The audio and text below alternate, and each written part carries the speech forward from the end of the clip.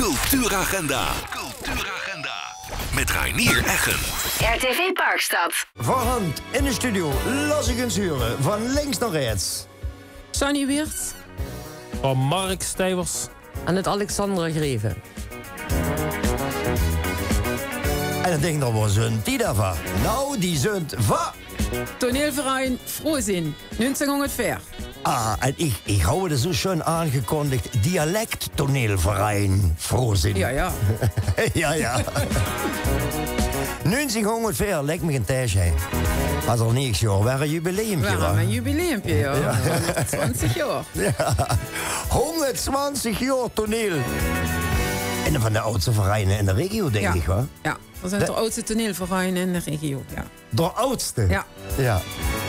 Oh, nog eens zich anderen meteen aanmelden die nog ouder zijn. Maar die zijn net uit de regio. Nee. Ja, Loffermans beginnen met Chani. Chani, normaal gesproken wordt de vuurstelling van de Frohzin. In april.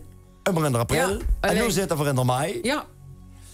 En ja, dat had ik rij, maar niks joh, is het waar je hun? Het weekend na de Oosteren. Na de Oosteren. Even het tipje van de sluier oplichten. De titel van het stuk. Ja, ik wil met die vrouw. Nou, dat is wel een leuke titel.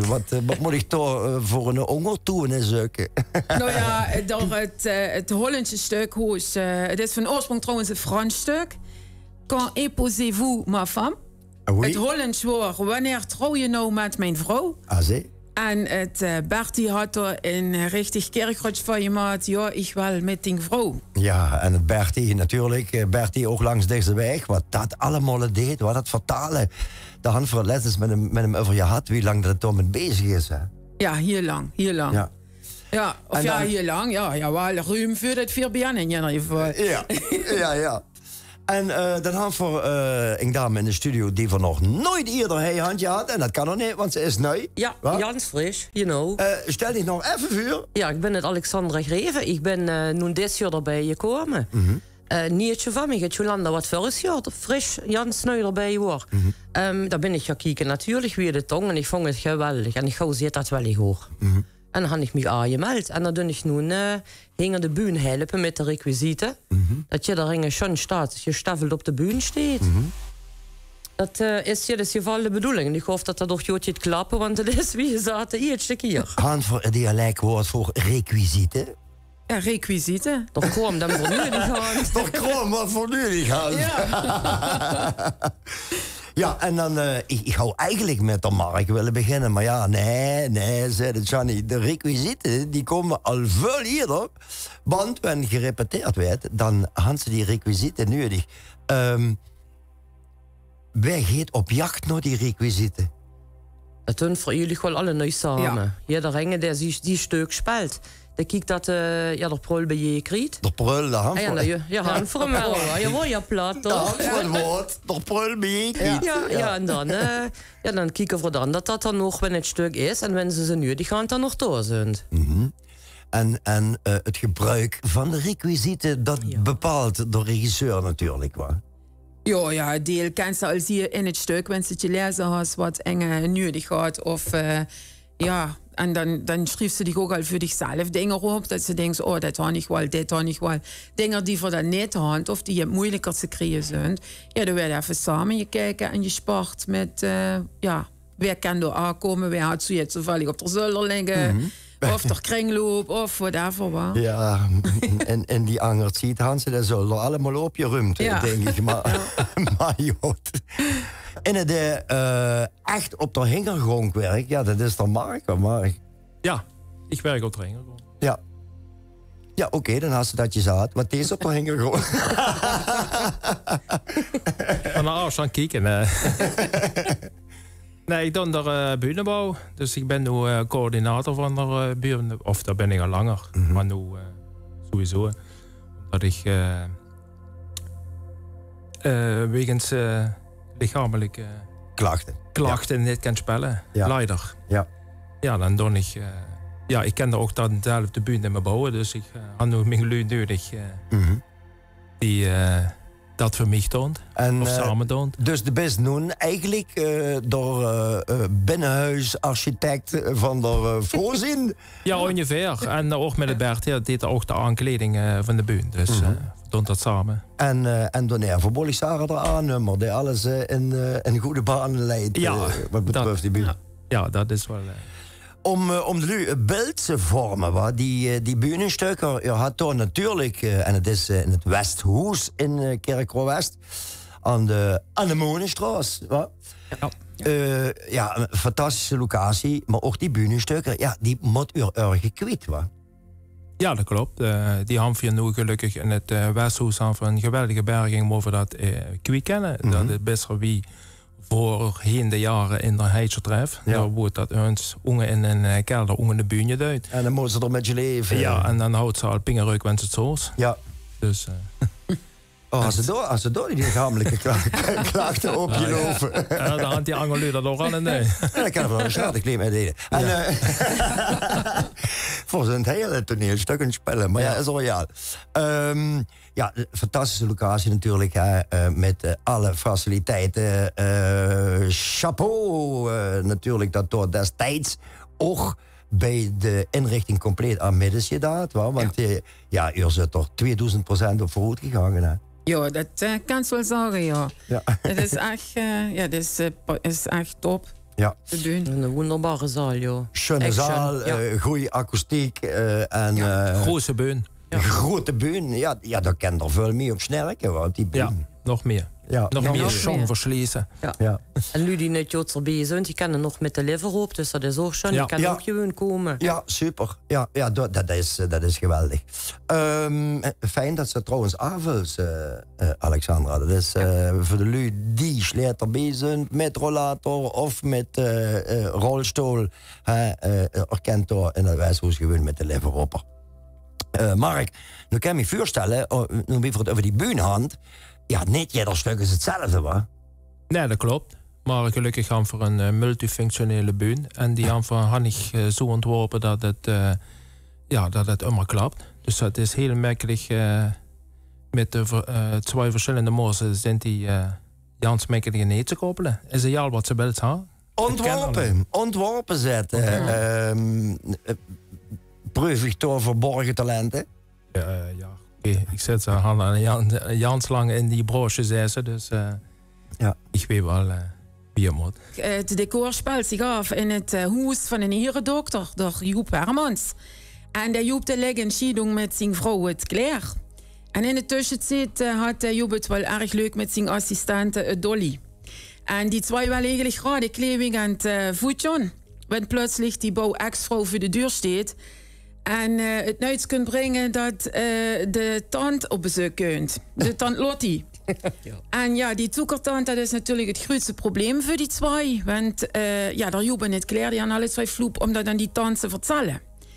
En dan staat ze er toch plötzlich voor de deur. En dan kallen die twee zich erin en roes. En die doen ondertussen gaat alsof ze nog getrouwd zijn. Mm-hmm. Ja, die nieuwe hulp van de Joep, die was het allemaal. Die vonden dat allemaal een komische huishouding. Maar die is dus nu dan Jansterweg kwijt en weet het niet meer. En wenn er ook nog de nieuwe vriend van de bouw-ex-vrouw op de stoep staat.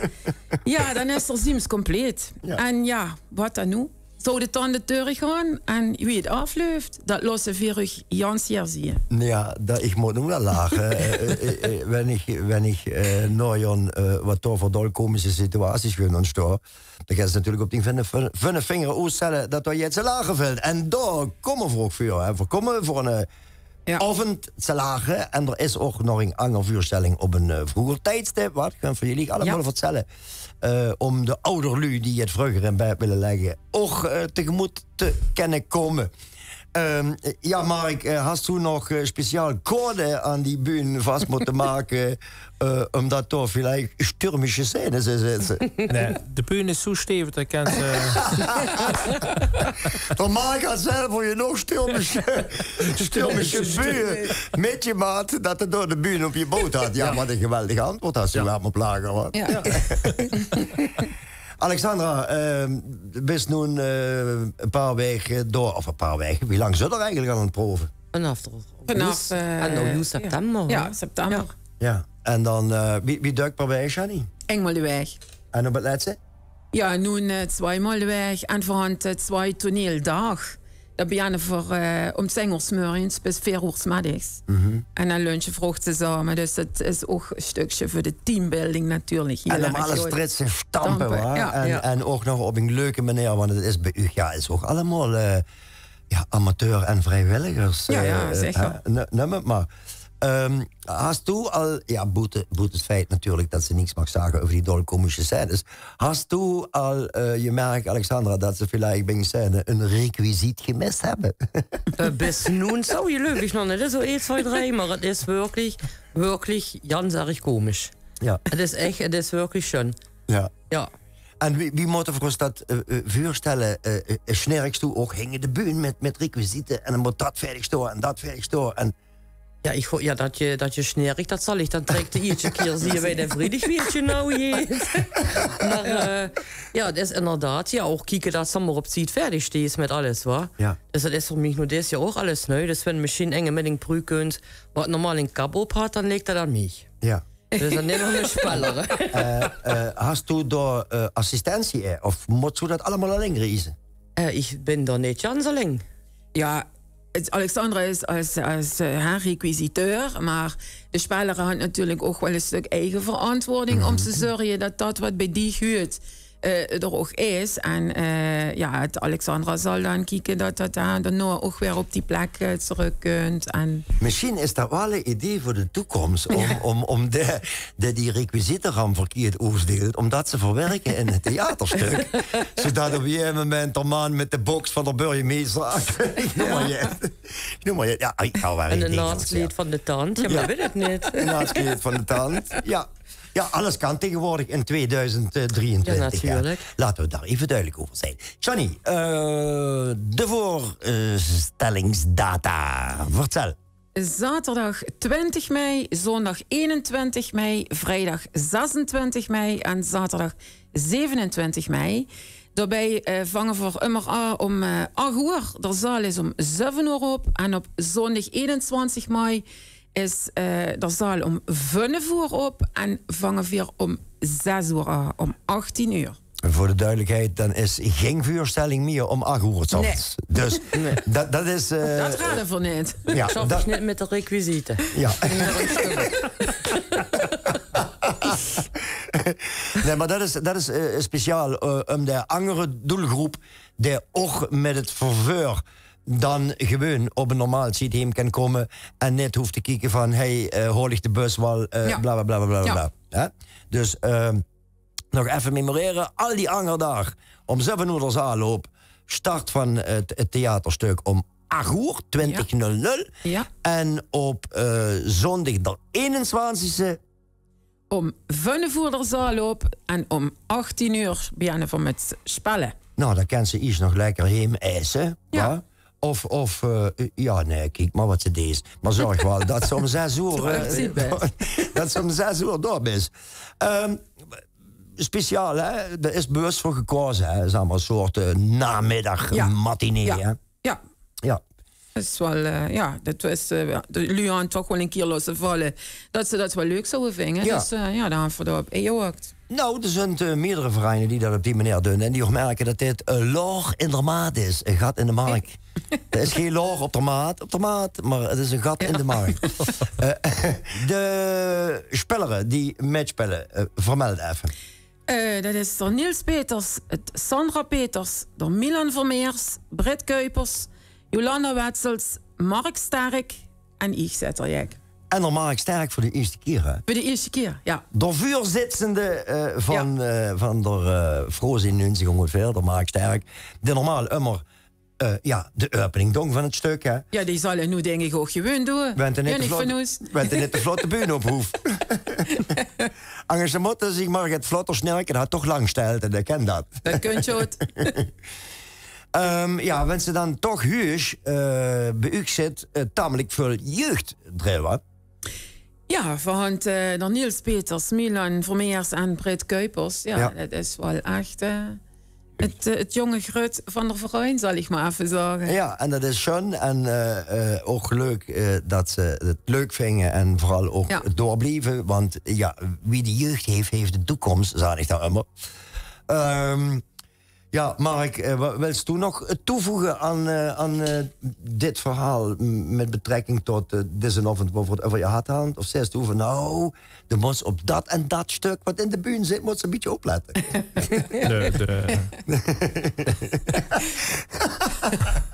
Dus is aan het lachen van hem dat toch wel degelijk hilarische stukken in zitten. Ik ga niks verklappen. Nee, dat moet er gewoon niet.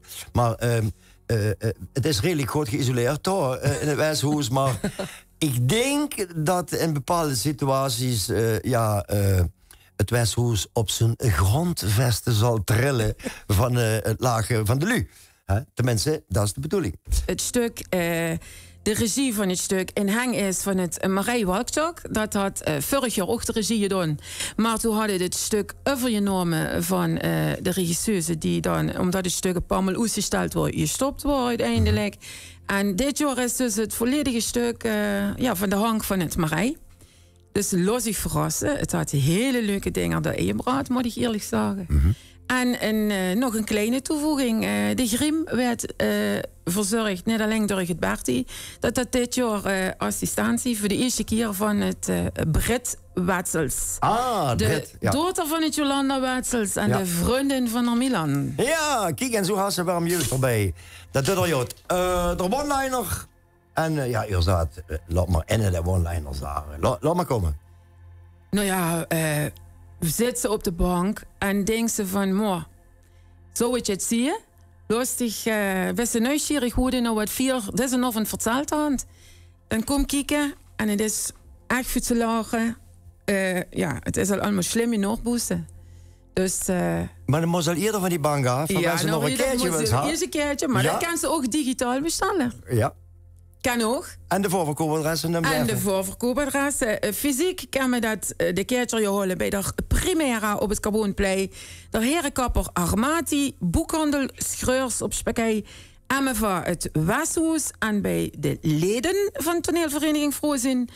Per mail, en dat is denk ik heel wichtig voor u, kaartverkoop@frozin.nl of telefonisch 06 183 70787 bij onze penningmeester. Dat heet nu al finaal knalroer af, de telefoon. Dat werd dat. Darf ik u bedanken voor de komst naar de studio. Alexandra, doe toi met de requisieten. Mark, doe, toi en met die geweldige buun. En met de magische woord. Bedankt voor de komst naar de studio. En adieu. Adieu. Adieu. Slesser voor dit af. Dank je. Adieu.